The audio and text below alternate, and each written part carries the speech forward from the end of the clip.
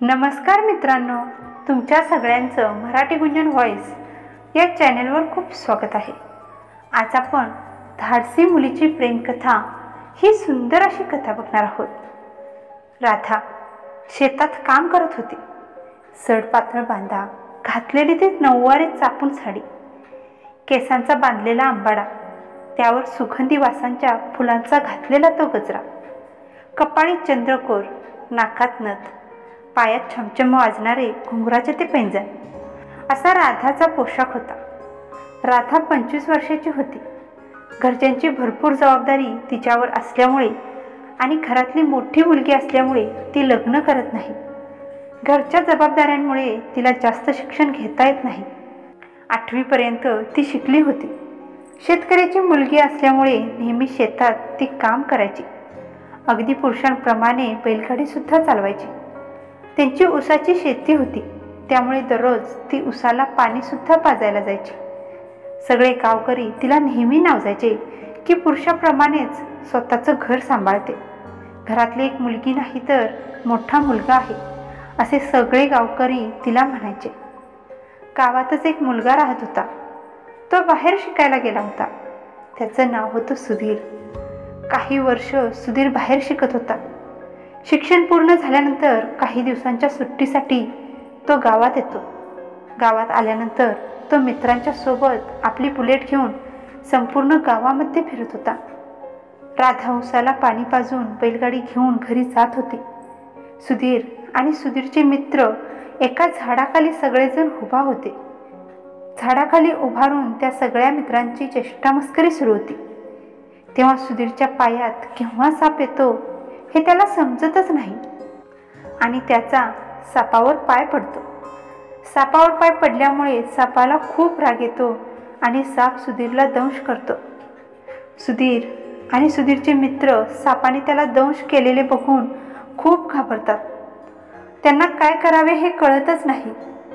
त्याच वेळेस राधा बैलगाडी घेऊन घरी जात होती। सगळ्यांचा गोंधळ चालू असलेला बघून ती आपली बैलगाडी थांबवते आणि विचारते, काय झालं आहे? तेव्हा सुधीरचा मित्र तिला सांगतो की याला साप चावला आहे।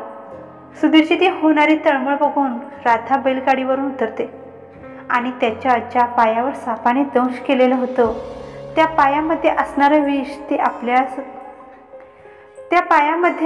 विष ती आपल्या तोंडाने सगळं काही बाहेर काढते आणि सुधीरचा जीव वाचवते खरं, पण राधा बेशुद्ध होऊन पडते।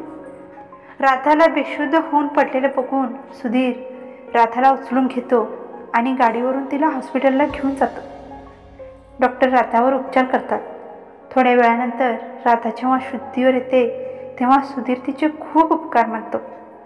पहिल्याच भेटीत सुधीरला राधा खूप आवडते। तिचा तो धाडसी स्वभाव त्याला खूप आवडतो। राधाला डिस्चार्ज मिळाल्यानंतर सुधीर राधाला तिच्या घरापर्यंत सोडतो।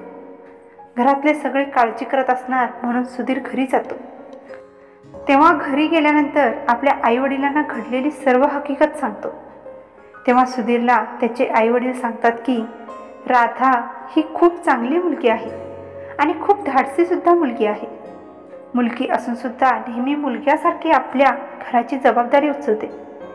आईवडिलांच्या तोंडून राधाचं कौतुक ऐकून त्याला खूप तिचा अभिमान वाटतो। दुसऱ्या दिवशी तिला थँक्यू म्हणण्यासाठी तो तिच्या घरी जातो। तेव्हा त्याला समजतं की राधा तर सकाळीच शेतामध्ये गेली आहे। राधाला भेटण्यासाठी सुधीर त्यांच्या शेतामध्ये जातो। शेतामध्ये गेल्यानंतर राधाचं त्याला एक वेगळंच रूप बघायला मिळतं। राधा ट्रॅक्टर चालवत होती।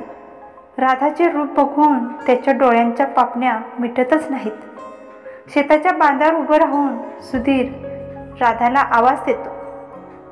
तेव्हा राधाचं लक्ष सुधीरकडे जातं आणि ती त्याला आवाज देते की तू इथं काय करतोस? तुला आत्ता बरं वाटते काय? बोलत राधा ट्रॅक्टर थांबवते आणि ट्रॅक्टरमधून खाली उडी घेते आणि त्याच्याजवळ येते। तेव्हा सुधीर तिला थँक्यू म्हणतो। त्या दिवसानंतर दोघांच्यामध्ये खूप चांगली मैत्री होते। सुधीरला ती पहिल्या भेटीतच खूप आवडली होती। एक दिवस राधाचा शेतात डबा घेऊन जाण्यासाठी घरी कोणी नव्हतं, म्हणून राधाची आई सुधीरकडे डबा देते आणि राधाला एवढा शेतात डबा दे म्हणून सांगते। सुधीर आनंदाने राधाच्या आईकडून राधाचा डबा घेतो आणि शेतात जातो. शेतात गेल्यानंतर दुपारची वेळ होती. सुधीर राधाला आवाज देतो, तुझ्या आईने डबा दिलाय पाठवून, ये जेवून घे लवकर. राधा एका झाडाखाली जेवायला बसते. तेव्हा सुधीरला बोलते, तू का उभा आहेस, बस तू पण जेव माझ्यासोबत. डब्यात झुणका भाकरी होती.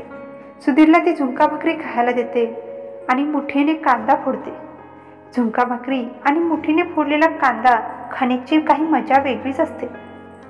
झाडाखाली बसून दोघे सुद्धा झुणका भाकरी खात होते.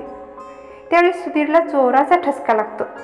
तेव्हा राधा सुधीरच्या पाठीत हात फिरवत त्याला बोलते की वरती बघ, तुझी सासू बोलवाले. असं बोलल्यावर सुधीर वरती बघतो आणि त्याचा ठसका गायब होतो. तिच्या या बोलण्याने सुधीरला खूप हसायला येतं आणि तो तिला बोलतो की ही बरीच पद्धत आहे, लग्नाच्या अगोदर माझी सासू मला बोलवाले काय. तेव्हा राधाला सुद्धा त्याच्या बोलण्याने खूप हसायला येतं. दोघे पण नेहमी एकत्र राहू लागले होते. त्यामुळे संपूर्ण गावात दोघांची चर्चा होऊ लागली होती. एक दिवस सुधीरचे आई वडील त्याला विचारतात की तुमच्या दोघांचं काय चाललं आहे. संपूर्ण गावात दोघांची चर्चा सुरू आहे. तेव्हा सुधीर आपल्या आईवडिलांना सांगतो की मला राधा खूप आवडते, मला तिच्याशी लग्न करायचं आहे. सुधीरचे हे बोलणं ऐकून सुधीरच्या आईवडिलांना खूप आनंद होतो की धाडसी मुलगी आपल्या मुलग्याला आवडली आहे आणि आपली ती सून म्हणून येणार. चांगला मुहूर्त बघून सुधीर आणि सुधीरचे आईवडील एक दिवस राधाच्या घरी जातात आणि राधाला सुधीरसाठी लग्नाची मागणी घालतात. राधाच्या आईवडिलांना सुद्धा सुधीर खूप आवडतो. काही दिवसांनी दोघांचा साखरपुडा होतो. लग्न काही दिवसांवर आलेलं होतं. लग्नाची दोन्ही घरात खूप जोराने तयारी सुरू होते. बघता बघता लग्नाचा दिवस उजाडतो. ठरलेल्या दिवशी ठरलेल्या मुहूर्तावर दोघांचं लग्न होतं. हळदीच्या अंगाने दोघे पण देवदर्शनाला जातात. दोघे पण देवदर्शन घेऊन घरी परत येताना खूप अंधार झालेला होता. अंधारात त्यांच्या बुलेटसमोर एक बाई आडवी येते आणि त्या दोघांचा ॲक्सिडेंट होतो. ॲक्सिडेंट एवढा मोठा होतो की त्या दोघांचा बुलेट दरीमध्ये कोसळून मृत्यू होतो. आणि अशा प्रकारे त्या दोघांची प्रेम कहाणी ही अधुरीच राहते. आशा करते की मित्रांनो तुम्हाला आजची ही कहाणी आवडली असेल तर नक्की लाईक, शेअर आणि कमेंट करायला विसरू नका. त्याचसोबत चॅनलवर जर नवीन असाल तर सबस्क्राईबसुद्धा करा. भेटूया पुढच्या कहाणीमध्ये. तोपर्यंत धन्यवाद.